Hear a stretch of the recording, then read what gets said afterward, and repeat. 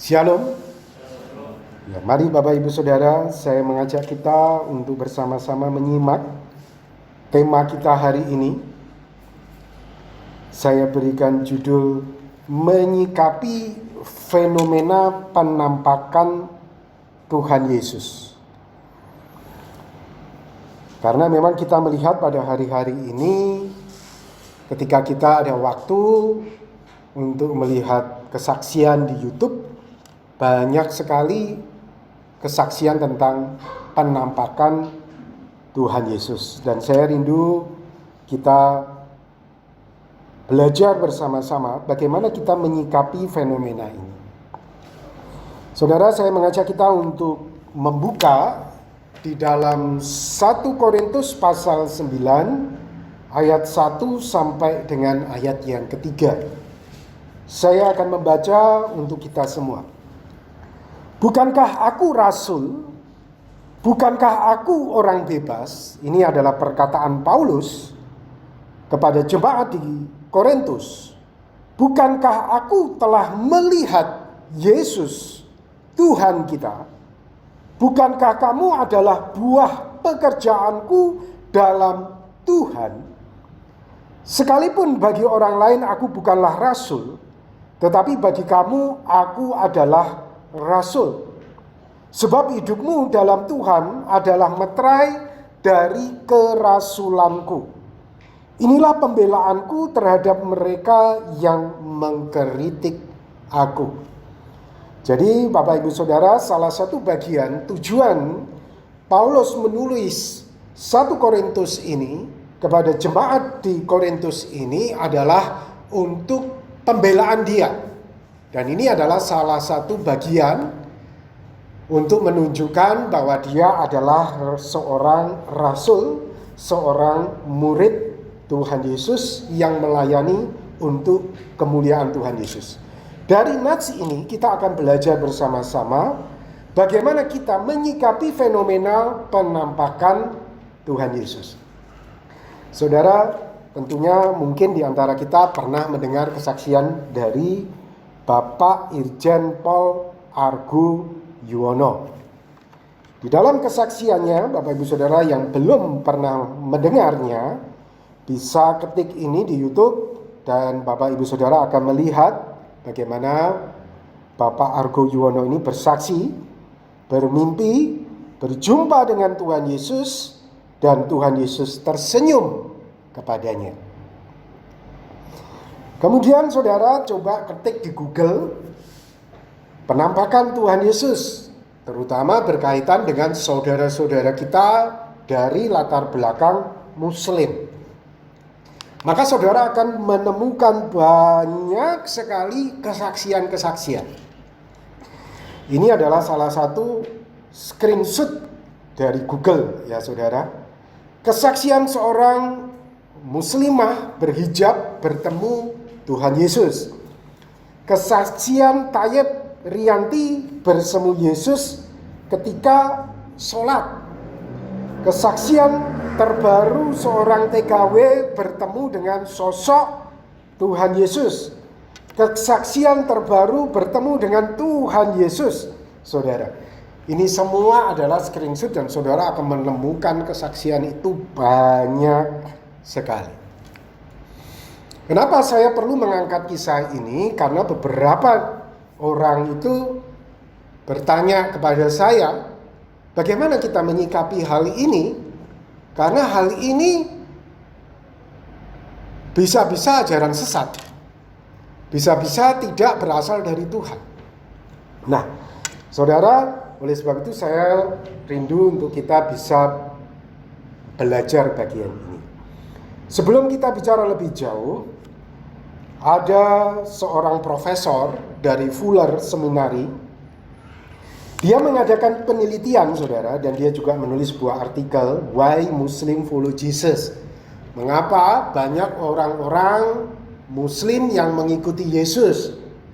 Nah, saudara, Woodbury ini, dia mengatakan wawancara dengan 750 mantan Muslim, ya, mantan Muslim saudara, Dan di dalam wawancara mereka ini, antara tahun 91 sampai 2007, dari 750 orang ini, saudara, rata-rata mereka mengatakan mereka telah bertemu atau mendapatkan penampakan Tuhan Yesus. Jadi saudara, apa yang kita saksikan di YouTube hari-hari ini berkaitan dengan saudara-saudara kita yang melihat penampakan Tuhan Yesus secara supranatural, baik dalam mimpi maupun secara mereka sadar, kemudian mereka melihat sosok Yesus hadir di depan, itu ternyata sudah terjadi berkali-kali sebelum kita saksikan di YouTube hari ini, saudara. Di antara orang-orang yang dilakukan penelitian oleh Bartley Woodbury. Jadi saudara, ternyata Tuhan Yesus itu seringkali menampakkan diri kepada mereka. Nah, bagaimana kita orang Kristen menyikapi fenomena ini?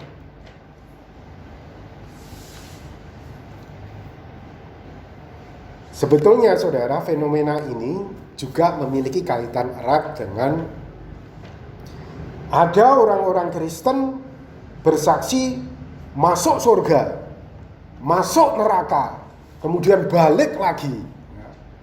Seolah-olah gampang banget.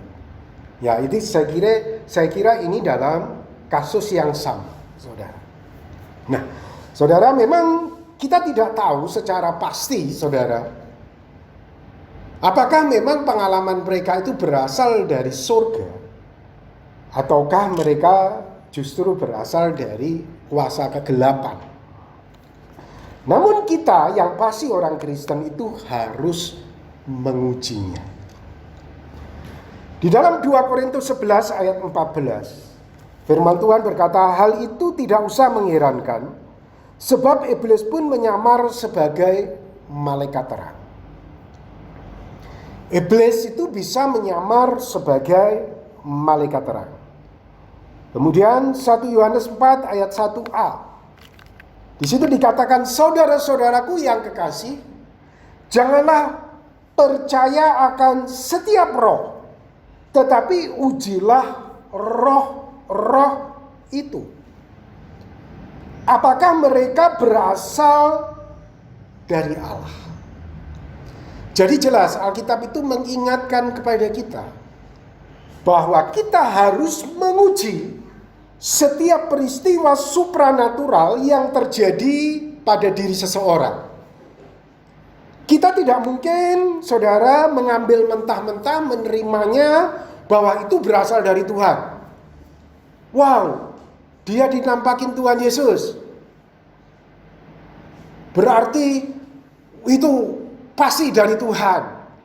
Wow, dia masuk surga, keluar dari surga, ya, kemudian masuk neraka, keluar lagi, balik ke bumi. Wow, saudara, yang harus kita lakukan adalah kita mengujinya. Apakah itu betul berasal dari Tuhan, ataukah itu berasal dari kuasa jahat? Nah, sekarang kita akan melihat, saudara, bagaimana orang Kristen menguji fenomena tersebut. Nah, sebetulnya, saudara, perlu kita sadari bahwa Paulus pernah mengalami penampakan Tuhan Yesus. Paulus juga selain mendapatkan penampakan supranatural, Paulus juga bersaksi bahwa dia pernah dibawa masuk surga. Kita baca 1 Korintus 9 ayat ke-1 ini tadi. Ini pernyataan Paulus. Bukankah aku rasul? Bukankah aku orang bebas? Bukankah aku telah melihat Yesus Tuhan kita? Jadi di sini jelas pernyataan Paulus bahwa Paulus pernah melihat Tuhan Yesus secara supranatural. Karena ketika Tuhan Yesus menampakkan diri kepada Paulus, itu adalah peristiwa ketika Tuhan Yesus sudah naik ke surga. 2 Korintus pasal 12. Ya. Paulus berkata, aku harus bermegah sekalipun memang hal itu tidak ada faedahnya. Namun demikian aku hendak memberitakan penglihatan-penglihatan dan pernyataan-pernyataan yang kuterima dari Tuhan. Aku tahu tentang seseorang Kristen 14 tahun yang lampau. Menariknya, dia tidak berkata dirinya secara langsung. Dia berusaha untuk bisa merendahkan dirinya. Dia hanya menyebut dirinya, aku tahu seorang Kristen. Dan semua kita para teolog percaya itu adalah dirinya. Entah itu di dalam tubuh, aku tidak tahu, kata Paulus. Entah itu di luar tubuh, aku tidak tahu. Allah yang mengetahuinya. Orang itu, padahal dia bilang orang itu tiba-tiba diangkat ke tingkat yang ketiga dari surga. Aku juga tahu tentang orang itu. Entah di dalam tubuh, entah di luar tubuh, aku tidak tahu. Allah yang mengetahuinya. Ia tiba-tiba diangkat ke Firdaus dan ia mendengar kata-kata yang tak terkatakan, yang tidak boleh diucapkan manusia. Jadi jelas Bapak Ibu Saudara ya. Paulus hanya bersaksi dia masuk ke surga dan dia melihat hal secara luar biasa, yang ia mendengar kata-kata yang tak terkatakan, yang tidak boleh diucapkan manusia. Atas orang itu aku hendak bermegah, tetapi atas diriku sendiri aku tidak akan bermegah, melainkan atas kelemahan-kelemahanku. Jadi saudara, ini adalah kesaksian dari Paulus tentang pengalamannya bahwa dia pernah dibawa juga untuk naik ke surga. Nah, saudara, kita akan menguji semua hal ini berdasarkan apa yang kita baca tadi di dalam 1 Korintus pasal 9 tadi. Saudara, kita lihat awalnya siapakah Paulus ini. Awalnya Paulus ini sangat benci dan menganiaya orang Kristen. Kita baca di dalam Kisah Para Rasul 9 ayat 1 sampai 2. Sementara itu berkobar-kobar hati Saulus untuk mengancam dan membunuh murid-murid Tuhan. Ia menghadap imam besar. Jadi Saulus itu adalah Paulus. Jadi saudara, dulu mungkin kita sering mendengar guru sekolah minggu cerita. Saulus ini ketika bertobat namanya berubah menjadi Paulus. Saudara, itu adalah pemahaman yang tidak tepat. Yang benar saudara, Saulus itu adalah nama Ibrani. Sementara Paulus itu adalah nama Yunani. Jadi tidak ada perubahan nama. Jadi di kalangan orang Ibrani, Paulus itu dipanggil Saulus. Tapi di kalangan orang Yunani, dia dipanggil Paulus. Nah, saudara perlu pahami itu ya. Nah, kemudian Paulus ini menghadap imam besar, minta kuasa daripadanya untuk dibawa ke majelis-majelis Yahudi di Damsyik, supaya ia menemukan laki-laki dan perempuan yang mengikuti jalan Tuhan. Ia menangkap mereka dan membawa mereka ke Yerusalem. Jadi Bapak Ibu Saudara yang dikasihi oleh Tuhan, Paulus itu begitu bencinya kepada orang-orang Kristen, dan dia pergi ke Damsyik untuk menganiaya orang-orang Kristen. Namun menariknya dalam perjalanan ke Damsyik, saudara, Paulus ini mengalami penampakan Tuhan Yesus. Tuhan Yesus itu menampakkan diri. Ketika ia sudah dekat kota itu, tiba-tiba cahaya memancar dari langit mengelilingi dia. Tiba-tiba cahaya, saudara, mengelilingi Paulus ini. Ia rebah ke tanah kedengaran olehnya suatu suara yang berkata kepadanya, "Saulus, Saulus, mengapa engkau menganiaya aku?" Saya percaya Paulus pada waktu itu tentu sangat terkejut mendengar suara itu. Dan kemudian Paulus menjawab, "Siapa engkau, Tuhan?" Jawabnya, "Akulah Yesus yang kau aniaya itu. Tetapi bangunlah dan pergilah ke dalam kota. Di sana akan dikatakan kepadamu apa yang harus kau perbuat." Maka termangu-mangulah teman-temannya seperjalanan. Karena mereka memang mendengar suara itu, tetapi tidak melihat seorang pun juga. Saulus bangun dan berdiri, lalu membuka matanya, tetapi ia tidak dapat melihat apa-apa. Mereka harus menuntun dia masuk ke Damsyik. Singkat cerita, Paulus jadi buta. Dia tidak bisa melihat apa-apa pada waktu itu. Saudara, penampakan ini sungguh sangat mengguncang iman Paulus. Siapakah dia itu yang menampakkan diri? Saya percaya dia goncang, saudara. Ini jin, ini hantu. Apakah betul ini adalah Allah? Ini adalah Yesus yang disembah oleh orang-orang Kristen? Saya yakin Paulus goncang. Oleh sebab itu tak heran pada ayat 9 di situ dikatakan 3 hari lamanya ia tidak dapat melihat, dan 3 hari lamanya ia tidak makan dan minum. Saya yakin dia goncang, saudara. Bingung dia. Siapa orang ini? Yesus, saya yakin dia tak langsung percaya waktu itu. Oleh sebab itu tak heran dia tak mau makan dan tak mau minum. Istilahnya itu kalau bagi saudara-saudara kita ya, yang hari ini kita lihat penampakan, langsung sholat tahajudnya ditambah. Saya kira ini yang dilakukan oleh Paulus pada waktu itu. Langsung saudara, waduh, dia sungguh-sungguh mencari Tuhan, mencari Yahweh, penegasan dari penampakan yang dia baru saja alami. Siapa itu? 3 hari tidak mau makan, tidak mau minum.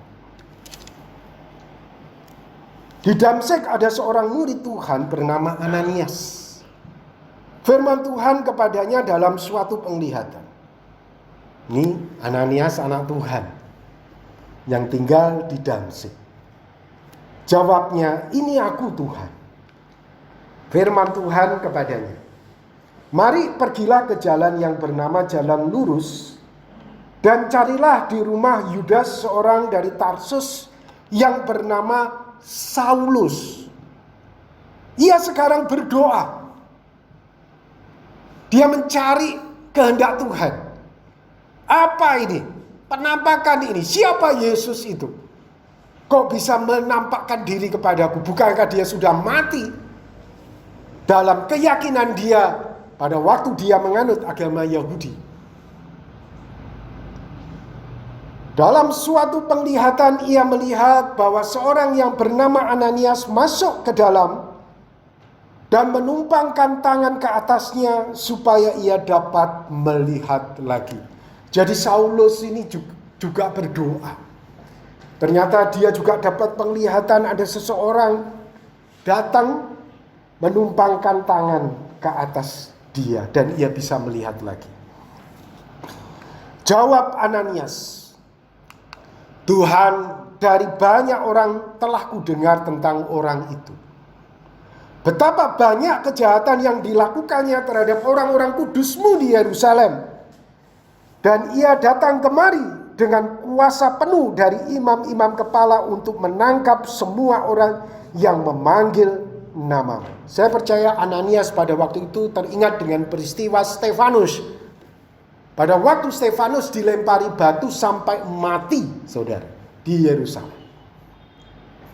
Karena pada waktu itu Paulus ada di situ. Dan Paulus berdiri menyaksikan bagaimana Stefanus mati dilempar batu.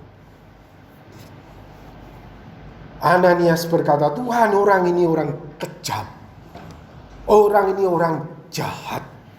Orang ini orang bengis, orang sadis, orang haus darah dari orang-orang Kristen.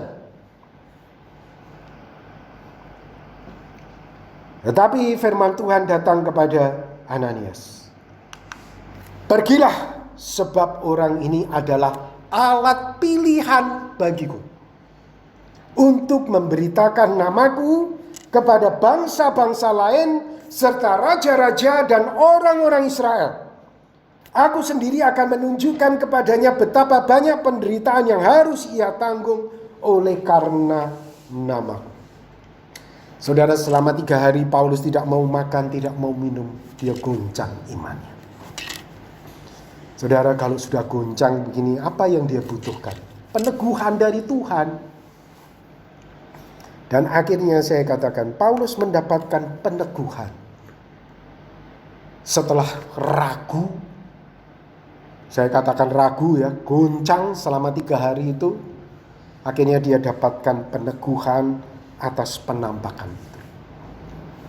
Lalu pergilah Ananias ke situ, masuk ke rumah itu, ia menumpangkan tangannya ke atas Saulus, katanya, Saulus saudaraku, Tuhan Yesus yang telah menampakkan diri kepadamu di jalan yang engkau lalui, telah menyuruh aku kepadamu supaya engkau dapat melihat lagi dan penuh dengan roh. Saudara, Paulus mendapatkan peneguhan dari Ananias. Ternyata aku tidak cerita ke siapa-siapa. Ada orang yang datang, tahu pengalamanku. Dan Ananias meneguhkan. Saudara, peneguhan itu seringkali juga datang dari rekan-rekan sesama orang Kristen. Dari rekan-rekan sesama anak-anak Tuhan. Dan ini datang dari Ananias. Yang berikutnya, peneguhan yang kedua. Dan ketika itu juga seolah-olah selaput gugur dari matanya sehingga ia dapat melihat lagi. Ia bangun, lalu dibaptis, dan setelah ia makan, pulihlah kekuatannya. Saulus tinggal beberapa hari bersama-sama dengan murid-murid di Damsyik. Peneguhan yang kedua apa? Mujizat, kesembuhan. Saudara, saya kira ketika saya juga melihat kesaksian-kesaksian beberapa orang, mereka pun mengalami keraguan-raguan.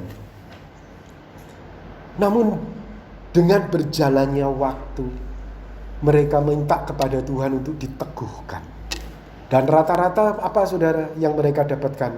Mujizat, kesembuhan. Selain dari sesama orang-orang percaya yang meneguhkan, mereka tanya, siapa yang menampakkan diri kepadaku itu? Orang Kristen datang. Kalau lihat begitu, ya itu Tuhan Yesus. Bersyukur kamu, aku jadi Kristen dari kecil, tidak pernah Tuhan Yesus menampakkan diri kepadaku. Tapi kepadamu Tuhan Yesus mau menampakkan diri. Nah, saudara, ini peneguhan-peneguhan dari orang-orang sesama orang percaya. Dan seringkali yang kedua, peneguhan-peneguhan melalui mujizat, melalui kesembuhan, melalui keajaiban dari Tuhan secara langsung. Akhirnya apa yang terjadi saudara dari fenomena yang dialami oleh Paulus ini? Penampakan ini merubah total hidup Paulus menjadi baru. Betul-betul dia menjadi baru, saudara. Orang yang tadinya bengis, haus darah, menjadi orang yang penuh dengan kasih dan pengampunan. Luar biasa. Ya saudara, betul-betul baru. Saya perhatikan juga beberapa kesaksian dari orang-orang yang mengalami penampakan ini juga. Dalam kesaksian juga, saya begitu marah kepada orang tua saya dendam, benci. Tapi begitu Yesus itu menjamah saya ini seperti orang lain. Kok bisa ya saya itu mengasihi mereka? Kok bisa ya? Saya itu seperti bukan saya. Saudara, hidup itu jadi baru. Karakternya jadi baru. Saudara, ini yang terjadi dengan Paulus. Paulus betul-betul menjadi satu pribadi yang berbeda. Kemudian ia mulai memberitakan Yesus di rumah-rumah ibadat dan mengatakan bahwa Yesus anak Allah.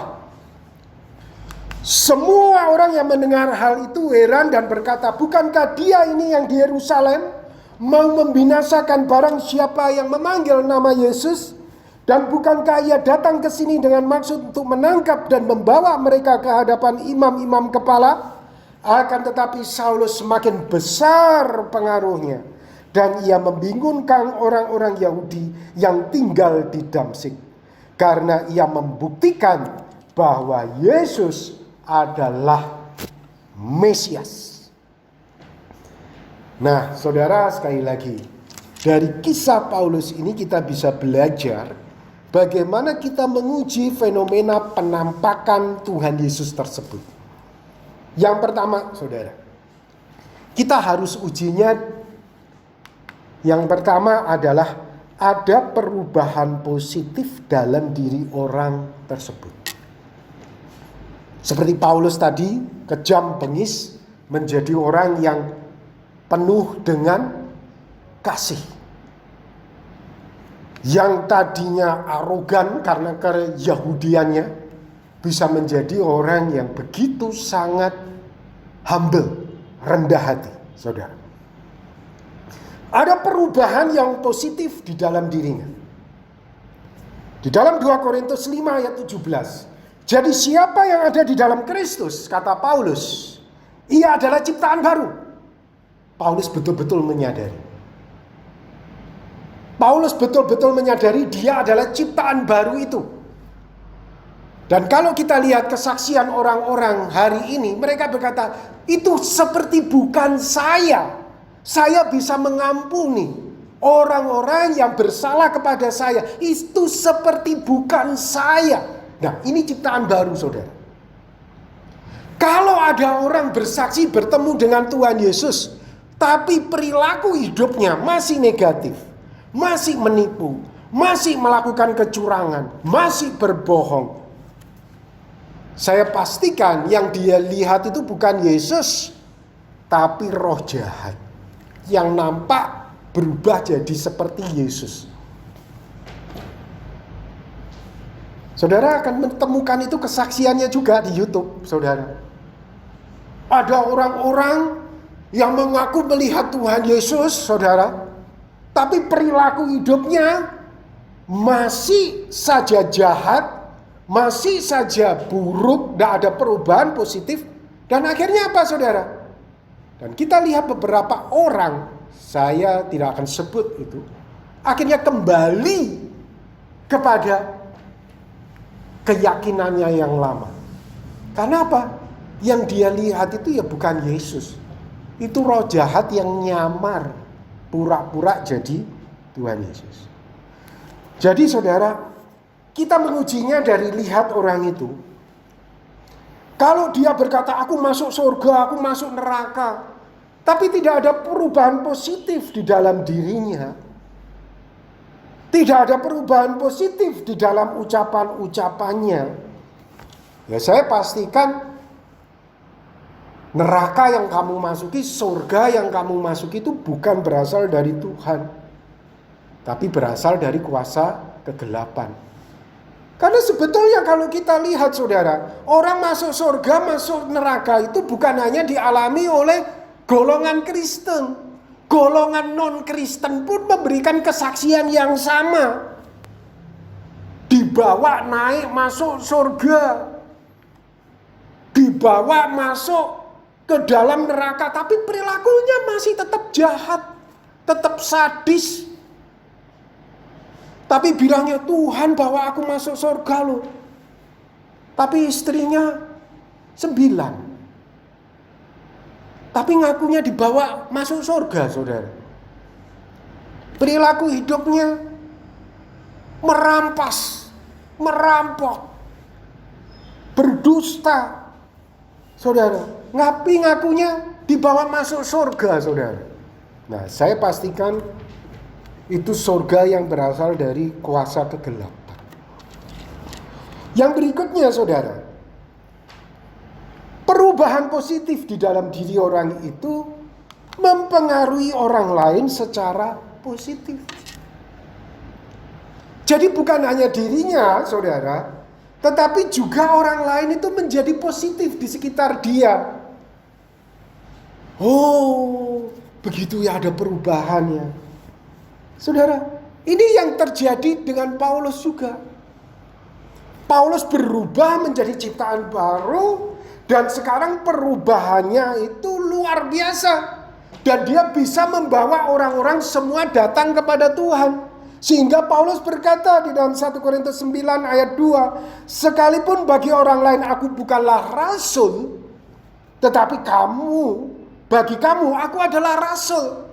Sebab hidupmu dalam Tuhan adalah meterai dari kerasulanku. Hidup itu menghasilkan buah.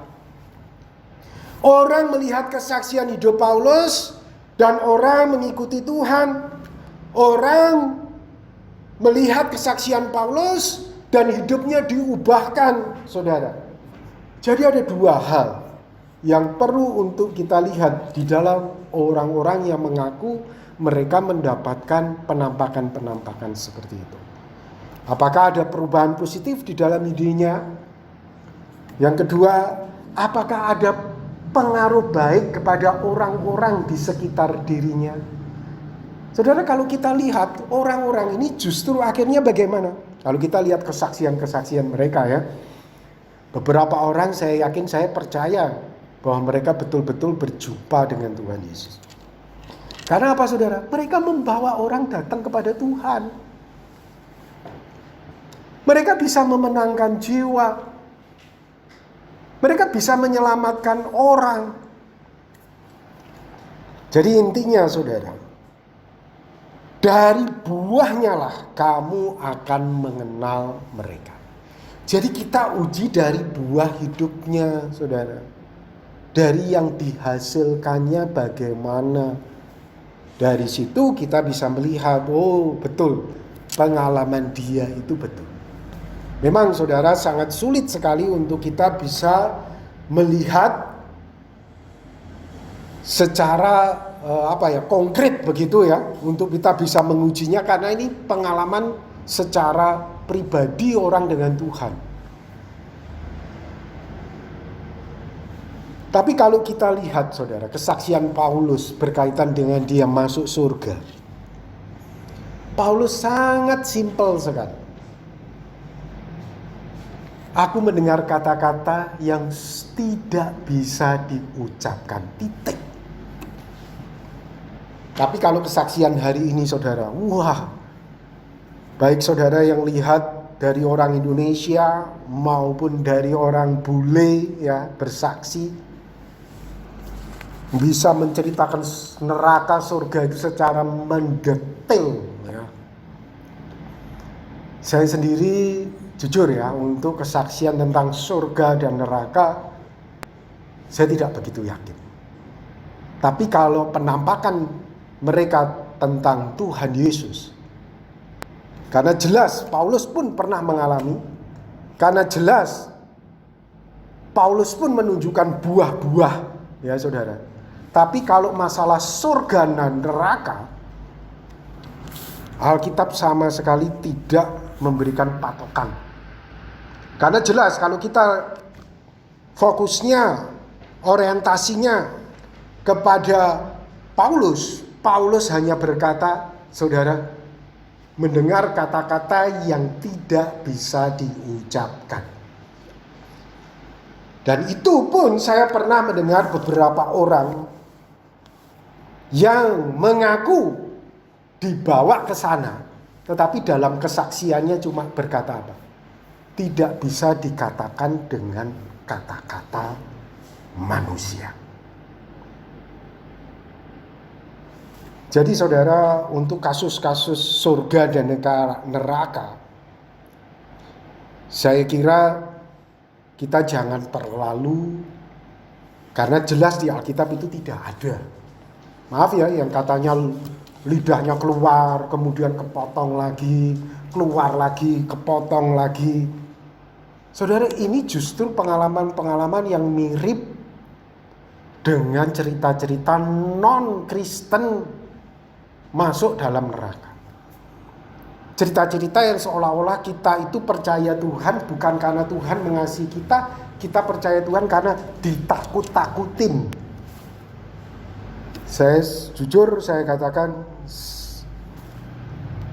kita harus betul-betul selektif terhadap hal-hal seperti ini. Kita lihat aja kesaksian hidupnya. Kita lihat saja buah-buah dari apa yang dilakukan.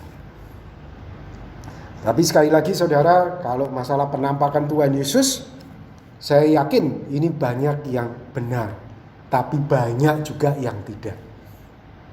Karena saya melihat juga di antara mereka banyak kesaksian-kesaksian itu tidak disertai dengan buah-buah yang nyata. Tidak ada perubahan positif, tidak bisa membawa jiwa, memenangkan jiwa untuk Tuhan. Ya saya kira itu berarti dimungkinkan ya saudara, pasti ya bukan berasal dari Tuhan. Karena tidak ada perubahan positif sama sekali di dalam diri. Namun menariknya adalah saudara, ketika saya melihat kesaksian-kesaksian penampakan Tuhan Yesus secara pribadi, saya langsung ingat dengan Paulus memang. Waduh, Paulus. Tuhan Yesus menampakkan diri secara langsung kepada mereka. Tuhan Yesus penginjilan secara langsung kepada mereka. Dalam hati saya berkata, Tuhan Yesus turun langsung. Di mana orang Kristen?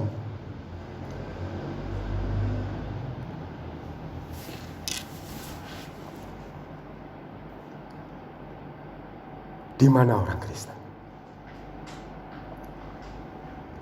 Ya saudara, hendaknya ini menjadi perenungan kita. Apakah hidup kita ini sudah berbuah? Amin. Mari kita akan berdoa bersama. Tuhan, terima kasih untuk firman yang Tuhan sudah nyatakan kepada kami. Tolonglah kami ya Tuhan untuk kami bisa menguji setiap fenomena-fenomena yang terjadi di sekitar kami. Supaya kami tidak disesatkan dengan fenomena-fenomena itu, tetapi kami betul-betul bisa mengikuti kebenaran firman-Mu secara benar. Tolonglah kami ya Tuhan, untuk hidup kami, walaupun kami tidak mengalami perjumpaan dengan Engkau secara langsung seperti mereka, tapi tolonglah hidup kami untuk kami berubah positif. Karena kami mengalami Engkau secara pribadi di dalam hidup kami. Bahkan kami memberi pengaruh positif kepada orang-orang di sekitar kami untuk mengenal Engkau dengan benar. Tuhan, berkatilah jemaat-Mu di tempat ini. Dan biarkan iman mereka bertumbuh, iman mereka berkembang di dalam Engkau. Tuhan berkati mereka. Di dalam nama Tuhan Yesus Kristus, kami berdoa dan bersyukur. Amin.